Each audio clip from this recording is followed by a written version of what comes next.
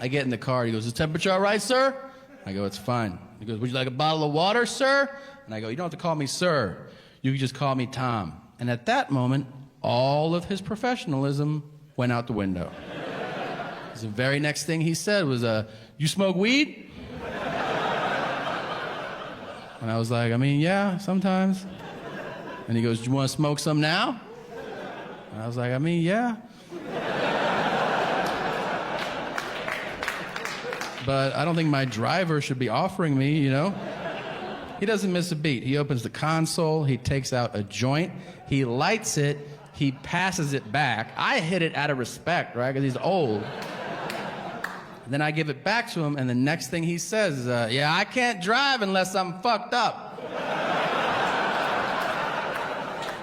I'm like, do you hear what you just said? And he goes, yeah, I'm ripped right now. And I'm like, well, hands on 10 and 2, motherfucker. Like, keep it together. He goes, is that all you do? Smoke weed? I can handle a guy that smokes weed. He goes, well, I love it all. I'm like, what's all? That's a broad statement. He goes, I love coke. I love heroin. But there's nothing like smoking rocks. You know what I'm saying? I was like, no, I don't know what you're saying. Mind you, this is while he's driving. So it's actually like, I love smoking rocks, man. You know, I'm like, dude, turn around. So I go, can I ask you something? He goes, yeah, what's up? I go, what's it like to smoke rocks? I've never done that before. And he goes, ooh.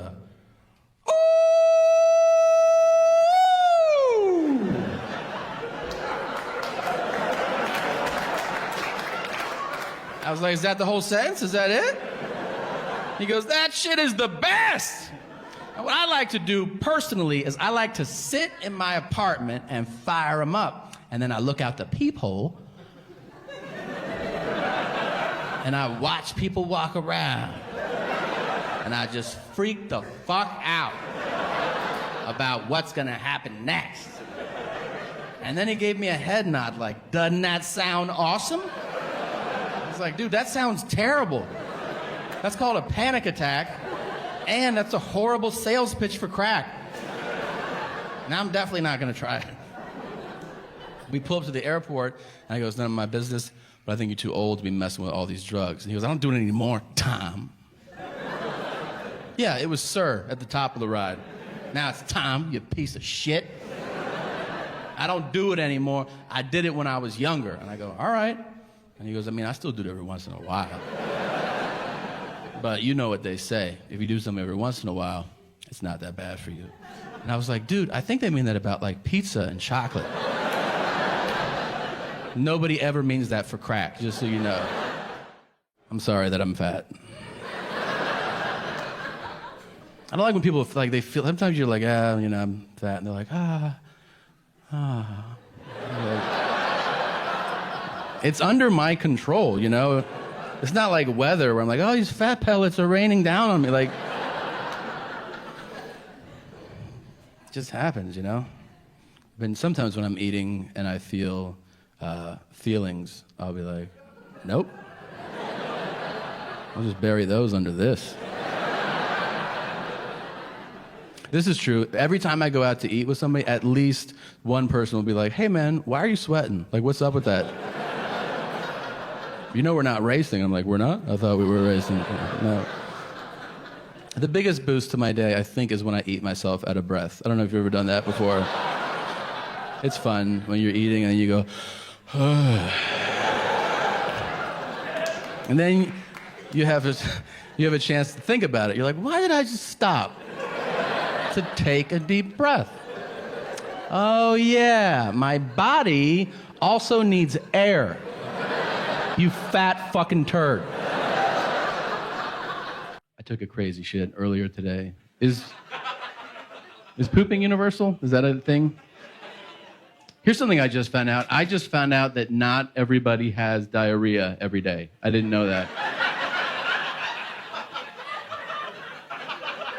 Seriously, here's how I found out. We moved. My wife and I moved to a new place. In the new place, the living room couch is closer to the bathroom than it was in the old place. So the second day we're there, I go in there, I do my thing. When I walk out, my wife is no longer sitting on the couch. She's now standing, holding car keys, and she goes, do you need to go to the hospital? And I go, for what? And she goes, for what just happened in there. And I go, what just happened in there? And she goes, is that normal for you? And I was like, I don't remember what happened, so I guess so. And she goes, Jesus, how often do you shit like that? And I was like, every day. And she goes, oh my God, is there blood in there? And I was like, there could be. I don't know. Like, I just go, bop, and then I hit flush, you know? And she goes, you don't look at it? And I'm like, where am I supposed to look? It's everywhere. You want me to look at each individual piece? No, I fucking paint the bowl and then I wash it away. That's how I found out that not everybody has diarrhea here, you know? He died a few months ago, and I understand it's part of life, you know, it happens to everybody. And, you know, I'd never visited somebody sick in the hospital. That was a new experience for me. And it's strange, if you've never done it. You get to the hospital, and then somebody that works there goes, are you here to see? And you go, yeah. And they go, yeah, they're going to die soon. And you're like, I thought so too. That's why I came. And then they go, you can go in there and watch that now. And you're like, thanks. Personally, I feel like watching somebody die that you're not trying to kill is weird, you know? Like, it's different if you have somebody, you know, and you're like... And they go, I'm dying. You're like, I know, I want you dead. That's why I'm doing this. That probably feels good. I don't know. I'm assuming it's a euphoric feeling that you chase forever and ever. But ask Garth Brooks. He'll tell you all about it. So.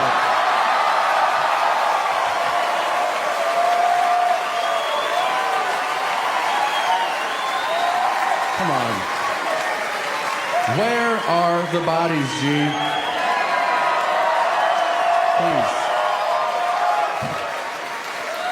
Connect the dots. Now, I will tell you this. I did have a great conversation with my father, and I hope if you're ever in that situation, you get it too. We had this great talk, and then he just drops this on me. He goes, you know what I've never told you? And I was like, no, what? And I was really hoping he was going to say, you know, there's a treasure buried in the backyard. It's for you. I go, what have you never told me? And he goes, I like a full bush on a lady. And I was like, what? He goes, your mother keeps trimming hers. I go, hey, what the fuck, man? I go, why are you telling me this? And he goes, who am I supposed to tell? I go, the Lord, you're about to meet him.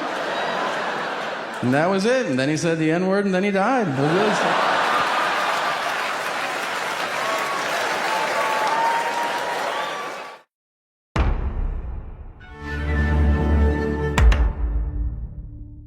I saw a racial fight recently, which is terrible, but I watched it. How are you not going to watch? You're going to watch every fight, you know? Fights have that weird quality. Fights are kind of like hand jobs, and that, like, you don't really want one, but you're like, well, let's see where it goes, you know? Like, will you give it a kiss? No? All right. So, yeah. Had to take a shot. So, I'm in Philadelphia, walking through the park in the middle of the day. Beautiful day in Philly, beautiful park. I'm walking through this park, and as I'm walking through it, I see a white guy, and he yells across the park to a black guy. He calls him a nerd. And when you hear that and you're in public, you're like, oh my God, I'm gonna die. That's your first thought. And then another black guy, I don't know if he lived in the bushes, but he popped out of the bushes. Like, if this is a bush right here, I just saw a black guy go, no. Not in my park, But it's like, no one else saw that guy. Only I was like, oh my God, I see that guy! Like that. And it became my own personal movie. I watched him line up like the honey badger. He was like, that one? All right. And he fucking He sprinted across the park and he tackled the white guy. So instinctively, I just went, "Get him!"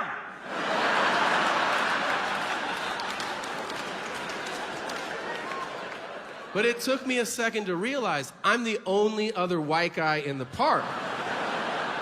Yeah, so like 10 black people turned and I went, "No! Him. Our him." And they were like, "What?" And I was like, "I'm out, that's what." And then they killed that white guy.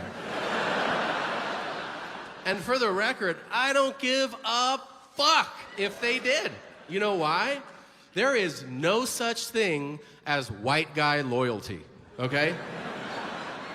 I mean, there is, but those guys are obvious as they hold torches.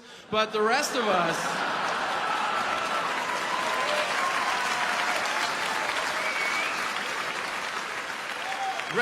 are not having that shit.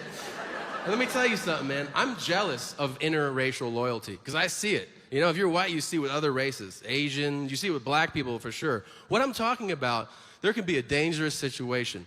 Let's say it's a fight, and there's a black guy in that fight. And then another black guy that doesn't know him will go, "I'm going to involve myself." Just on account of us being of the same race. At our core, we are brothers. I see that, I'm like, wow. Because when you're white and you're in that situation, you're like, fuck that guy. I don't know. Do whatever you want to him. I don't give a shit. Let you do something like that guy in the park and then look at me like, "Hey man, are you gonna help out? You should know something. You're about to get murdered, okay?" I will fucking take pictures as you're beaten and upload them, #honky, #dead honky, fuck you cracker, I'm out of here. Now,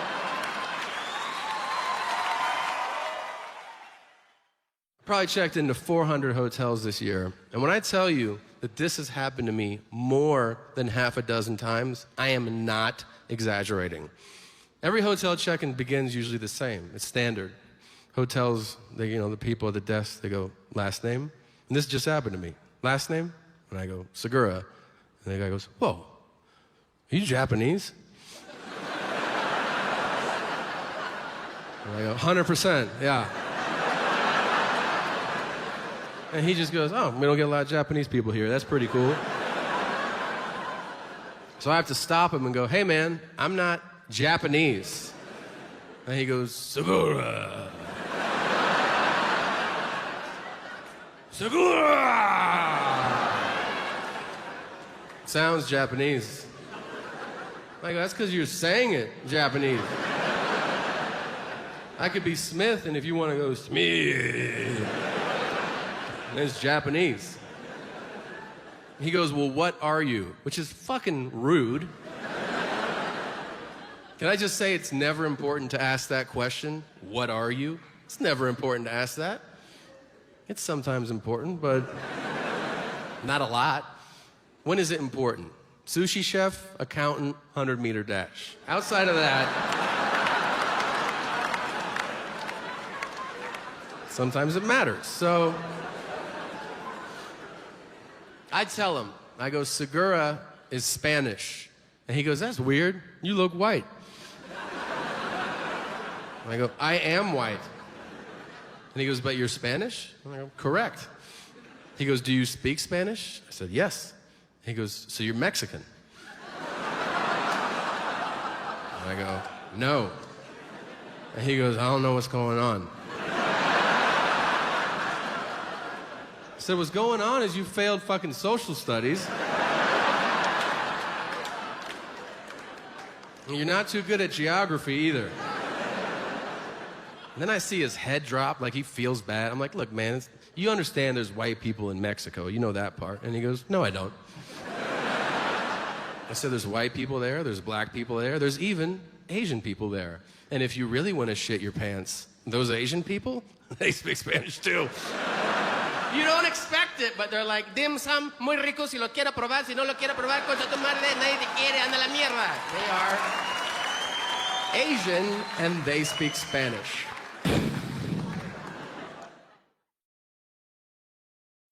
probably checked into 400 hotels this year. And when I tell you that this has happened to me more than half a dozen times, I am not exaggerating. Every hotel check-in begins usually the same. It's standard. Hotels, the people at the desk, they go, last name? And this just happened to me. Last name? And I go, Segura. And the guy goes, whoa, are you Japanese? And I go, 100%, yeah. And he just goes, oh, we don't get a lot of Japanese people here. That's pretty cool. So I have to stop him and go, hey, man, I'm not Japanese. And he goes, Segura. Segura! Sounds Japanese. I go, that's because you're saying it Japanese. I could be Smith, and if you want to go Smith, it's Japanese. He goes, well, what are you? Which is fucking rude. Can I just say it's never important to ask that question? What are you? It's never important to ask that. It's sometimes important, but not a lot. When is it important? Sushi chef, accountant, 100-meter dash. Outside of that, sometimes it matters. So I tell him, I go, Segura is Spanish. And he goes, that's weird. You look white.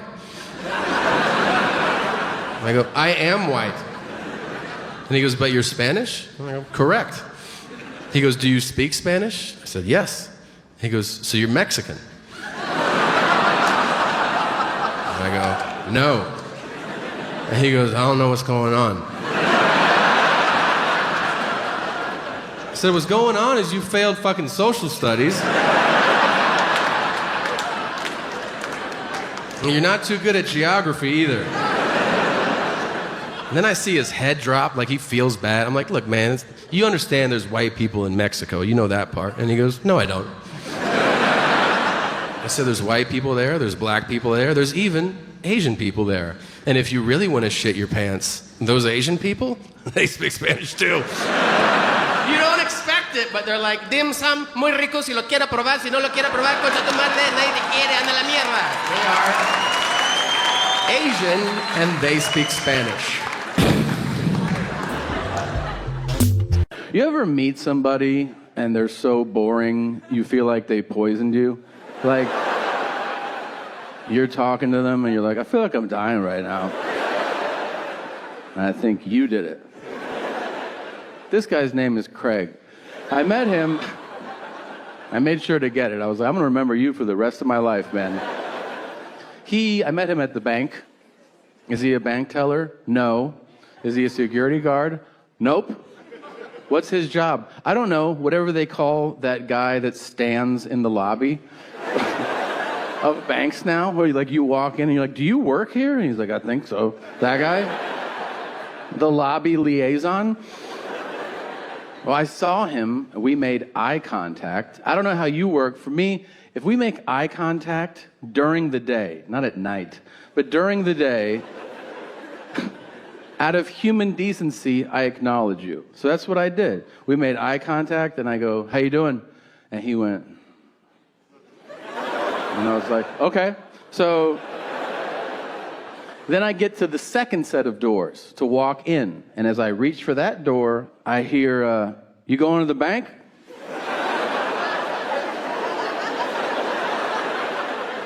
I go, is this still a bank? He goes, yeah. I go, I'd like to. And he goes, go for it. And I was like, okay, thanks. And then I reach back, and he goes, I'm going to Virginia next week. Are you telling me that? He goes, you said, how you doing when you got here. I had to think about it. That's what I'm doing. I go, that's the craziest shit I've ever heard anybody say. And also not how that question works, but all right. And now I reach back, and he goes, yeah, my sister lives there. And I'm like, how long she lived there? Now I'm roped in. He goes, 15 years. And I go, you've never been? And he goes, uh-uh. Now I'm starting to look at him like, hey, man, do you drive to work or does somebody drop you off? You know what I mean?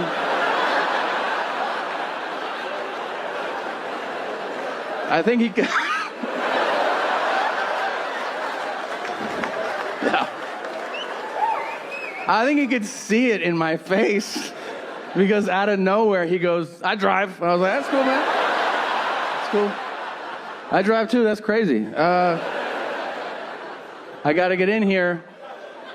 He goes, yeah, we're going to check out D.C. and we're going to see some monuments. I go, I would love to hear about it, but I have to make a deposit. He goes, well, I'll be here when you walk out. I go, you motherfucker.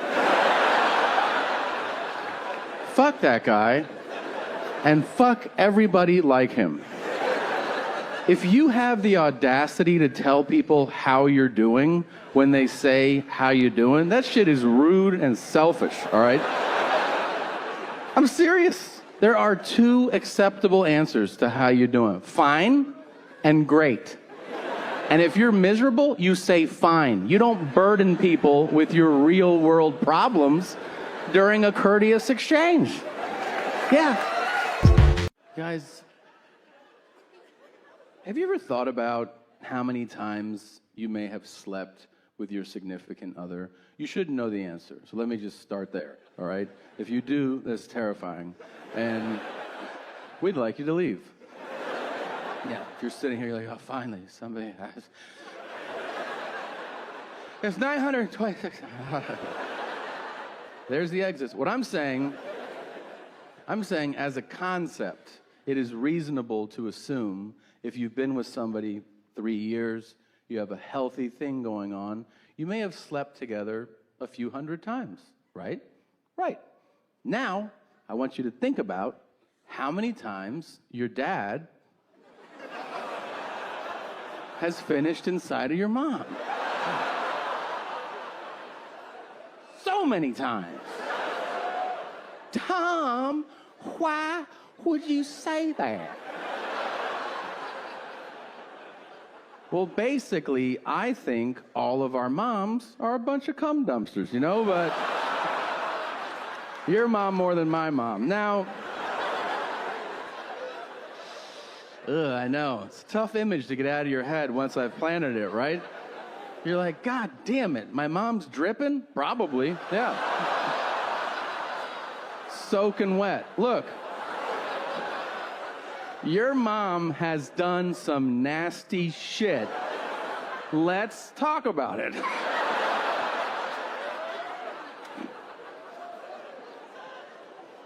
She really has. And look, I'm here to defend her, all right?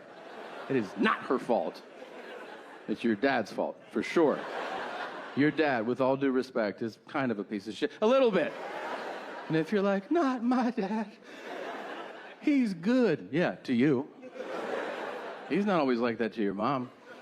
If they've been together 3 decades, you don't think he says some off-colored shit every now and then? Of course he does.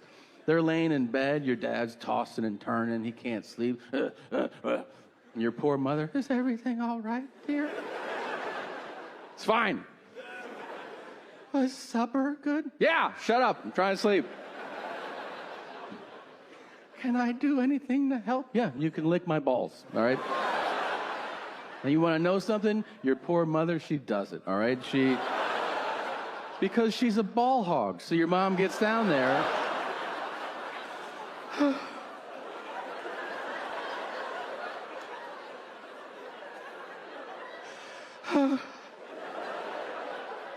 And she goes, I like my life. Oh, your mom. Now, your grandma. Think about some of the things that she's done. On the railroad tracks or wherever she used to fuck around. El Paso? I don't know. You're like, why are you saying this stuff, Tom? Because I'm having fun. Because I enjoy upsetting people. Yeah, I don't know what it says about me psychologically, but there is I don't know. There's like a marching band inside of me right now going, good job, good job. Yeah. Because internally, I picture somebody out there going like, I was having fun until he talked about my slut mom. And it makes me happy. I don't know.